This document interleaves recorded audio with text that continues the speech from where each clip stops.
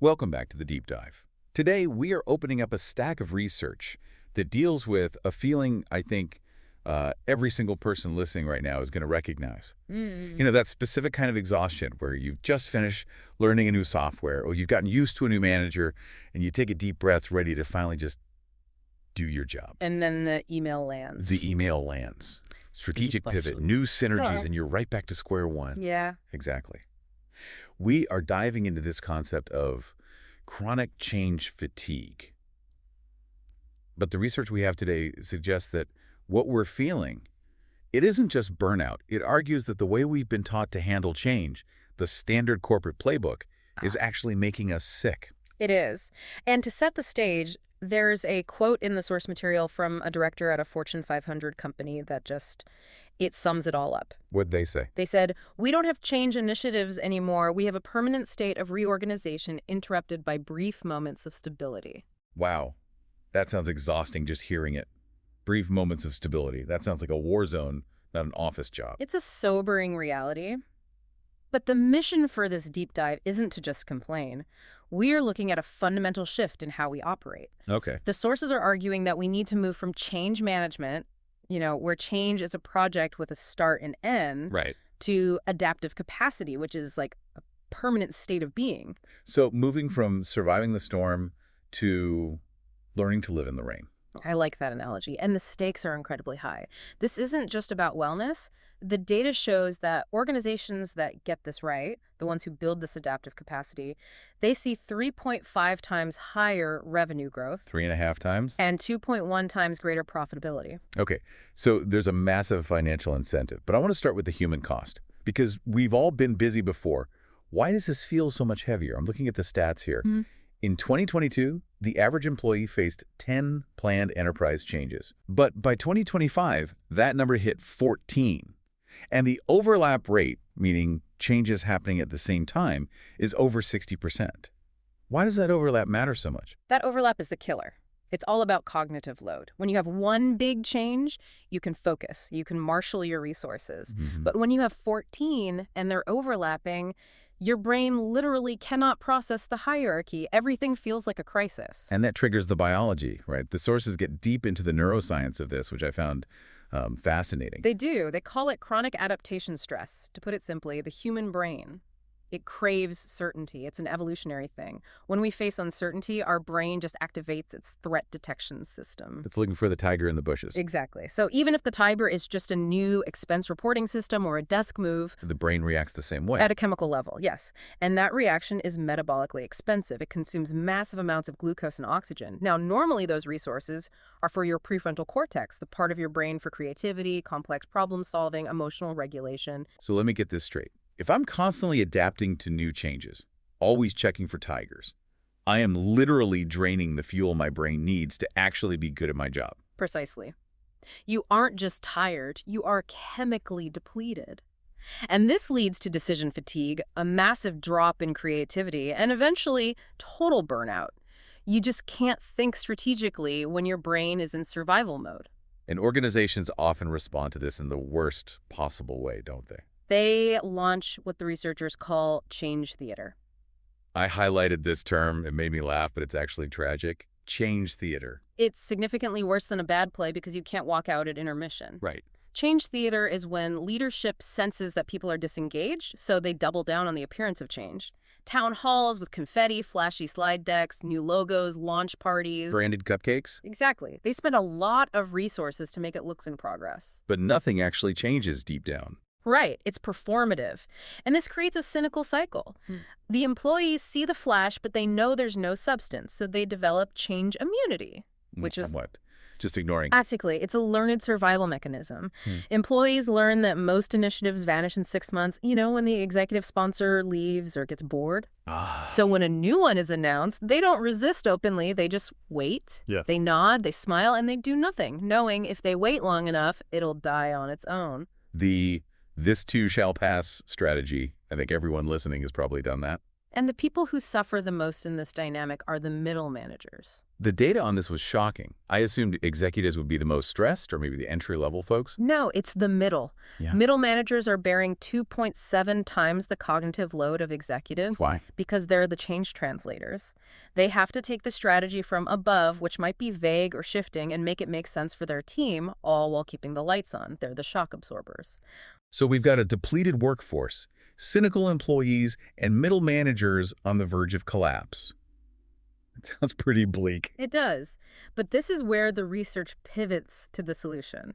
And it starts with a mindset shift that, frankly, sounds a bit weird at first. You're talking about negative capability. I am. I have to admit, when I first saw that, I thought, great, we need to be more negative. I'm already there.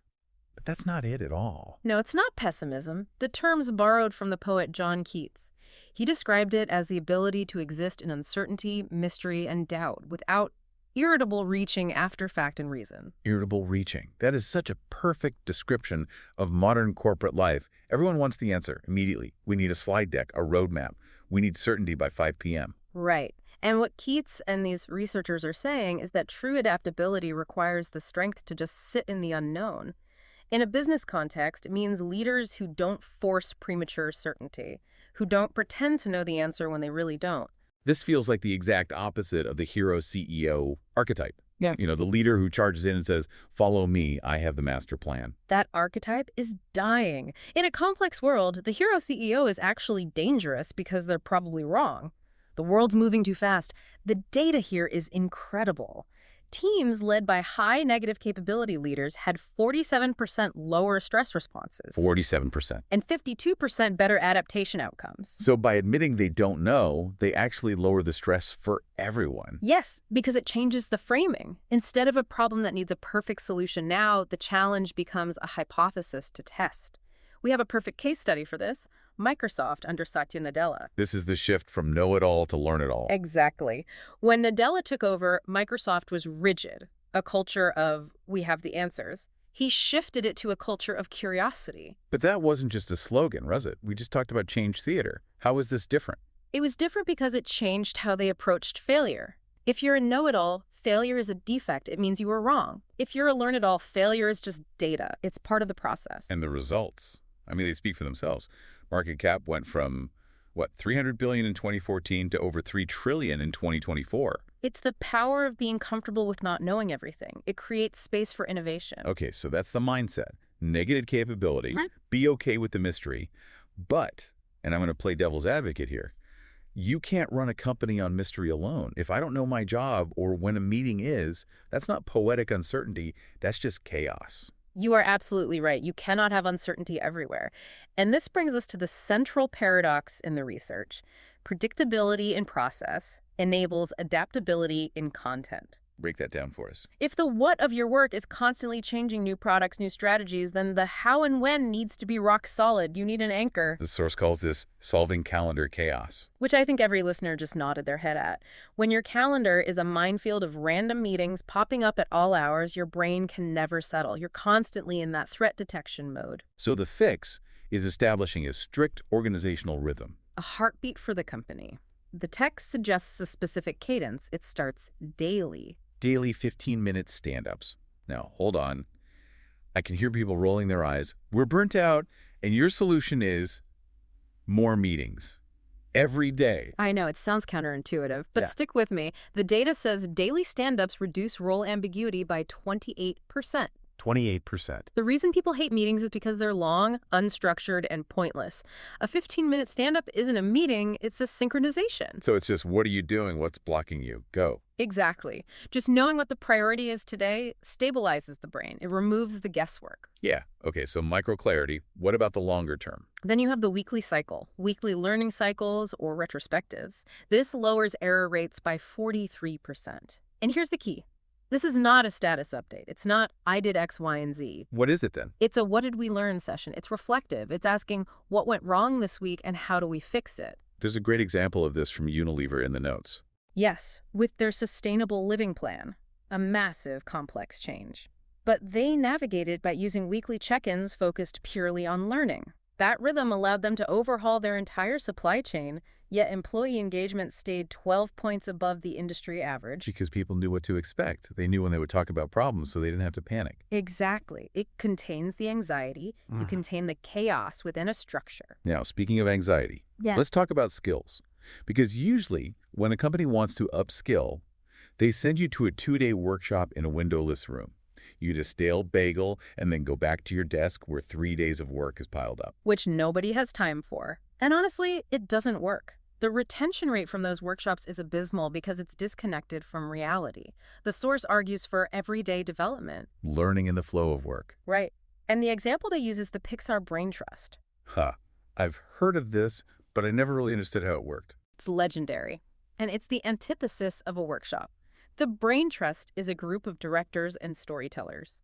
When a director is working on a movie and it's not working, and at Pixar, they admit all their movies suck at first. They call a brain trust session. And they just screen the messy version. They screen the messy, broken version, and then the peers tear it apart. That sounds painful. I thought we were trying to reduce stress. It is painful, but it's constructive pain. The goal isn't to fix the movie for the director. It's to give honest feedback so the director can fix it. This builds tolerance for criticism and real-time sense-making skills. The work is the learning. But that only works if people aren't terrified of looking stupid. If I show you my messy work and you use it against me in my performance review, I'm never showing you messy work again. Which brings us to the holy grail, psychological safety. But the source makes a really important distinction here that I think most people miss. We often think psychological safety just means being nice. Supportive safety. Right. Everyone's polite, nobody disagrees. That's nice, but it doesn't drive adaptation. It leads to groupthink. What you need is challenging safety. So feeling safe enough to say, hey, this idea is bad, or I made a huge mistake, without getting fired. Correct. Safe to take risks, to engage in conflict. Roche Diagnostics is the case study here. They did something very smart. They separated their learning reviews from their performance evaluations. That is a crucial detail, because if I think admitting a mistake is going to hurt my bonus, I'm burying it. Exactly. By separating them, making it clear that the learning review was a safe zone for mistakes, they saw a 40% acceleration in product development cycles. People stopped hiding problems. Okay, so we have the mindset, we have the rhythm, we have the safety to learn. But sometimes, and I think this is where a lot of organizations fail, there's just too much stuff. The problem of volume. You can be the most adaptive person in the world, but if you have 50 top priorities, you're going to drown. This is where strategic change governance comes in. It sounds dry, but it's actually about the power of saying no. The strategic no. It's about assessing the cumulative change load. Leaders love to add things. It feels like progress. Removing things feels like failure. But the stats show organizations that reject or delay 23% of proposed initiatives actually achieve 34% higher success rates on the ones they keep. Less is literally more. It is. Novo Nordisk is the example. They set up a transformation office that forced sequencing. They didn't just say do it all. They said do this, then do that. Which sounds simple, but politically that's really hard. You have to tell a VP your prep project has to wait. It requires immense discipline. But at Novo Nordisk, they reduced active initiatives by 35%, and their strategic goal achievement went up by 41%. They stopped clogging the arteries. So let's pivot one last time. We've covered the organization, but I want to bring this down to the individual listener. If stability is gone, what happens to job security? The old deal was, I work hard, I have a job for life. That deal is dead, and pretending it's alive is part of the problem. The source discusses a shift in the psychological contract. So what's the new deal? From job security to employability. Explain that distinction. Job security promises you will have this job forever. Companies can't promise that, but they can promise employability, that they will invest in you, build your skills, your adaptability, so that you'll be valuable anywhere. That sounds terrifying, honestly. It's like saying, we can't promise we'll stay married, but I promise to help you look good for your next partner. It's harsh, but it's honest, and honesty builds trust. Look at Patagonia. Their contract isn't based on we will never fire you. It's based on shared values and their result, 4% voluntary turnover. And the industry average is what, like 13%? 13%, yeah. Wow. So people stay because they're part of a mission. Exactly. And then you have Amazon with their day one philosophy. They embed adaptation into the role design itself. 2 pizza teams, systematic experimentation. Your job is to adapt. If you aren't changing, you aren't doing the job. So we've gone on quite a journey here. We started with the biological reality of change fatigue. our brains running out of fuel. We move to the mindset of negative capability, being strong enough to sit with the unknown. We talked about creating rhythm to handle the chaos, building challenging safety, and the discipline of saying no.